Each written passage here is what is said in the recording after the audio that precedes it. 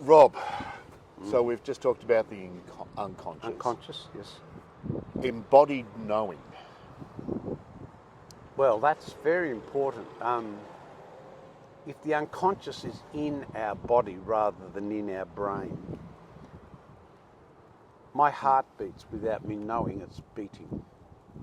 My gut is working to process food and I'm not actually aware that it's doing it, right?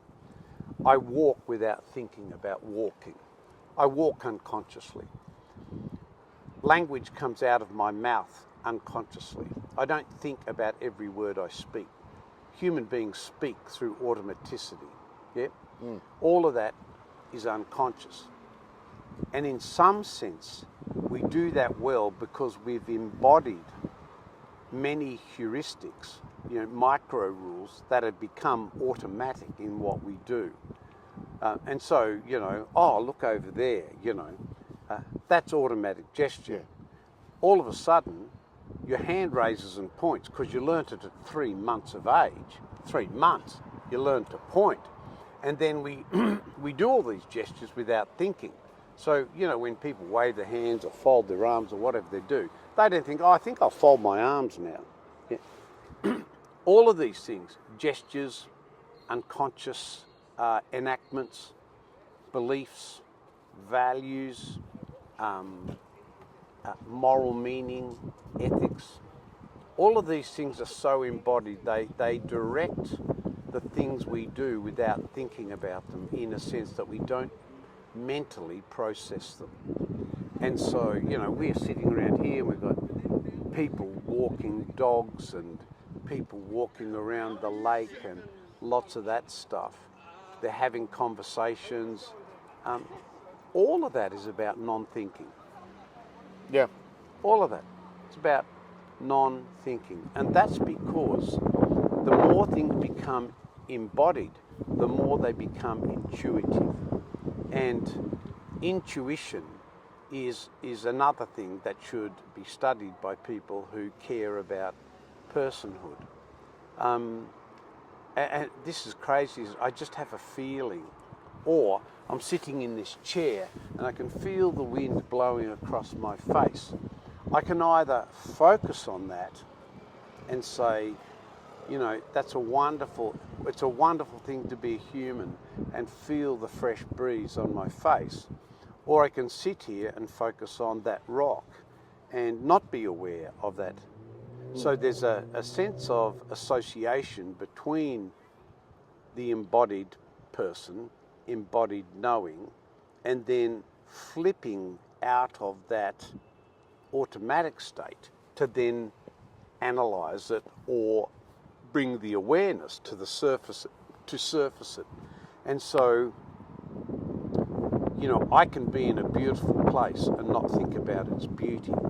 Or I can be in a beautiful place and be aware of its beauty, and then that beauty can affect me in an embodied way, just like a song does, or like any poetic does, a piece of artwork. So you can surface that feeling and then discuss within yourself why you Correct. feel it's beautiful. Yeah, you can. It does take practice and time. Yeah. We do, unfortunately, have a school system that kind of suppresses that out of us.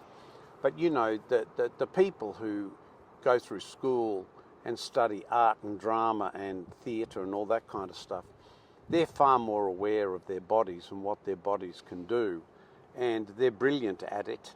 And then we have people who might move into engineering and science and have no self-awareness at all. They're consumed by the equation, or they're consumed by the concrete they're going to manipulate. We find that often in sport too. The engineers who come into sport really lack self-awareness, amazingly. And this can go back to the master and the apprentice, where the master realises what it is that he needs to Correct. communicate. And until knowledge becomes embodied, Yes. then it's just head learning. It's just training. Yeah. When the master realises that the apprentice has caught the passion of the job, then you move from being a beginner of the apprentice, and you begin to look like the master, the passion moves and transfers, and then it becomes that work. Some of these tradesmen and the work they do is a work of art. It's not a trade. It's an art, you know. And so you bring in a carpenter to do some work at your house, and what they produce is a work of art, and they do it artistically. Yep. Yes, they do it by feel. They do it by, they feel it, Yeah. yes. It's extraordinary. And then the tool becomes an extension of their hands. And so this also, this embodied learning also increases the pace at which people do learn. Yes, they do. It does. And in fact, the purpose of learning is to make it intuitive as quick as we can. But you know, it's like I have a granddaughter plays the piano, and she's been playing the piano for 8 years. She practices every day. This is like you know, the 10,000 hours of Gladwell.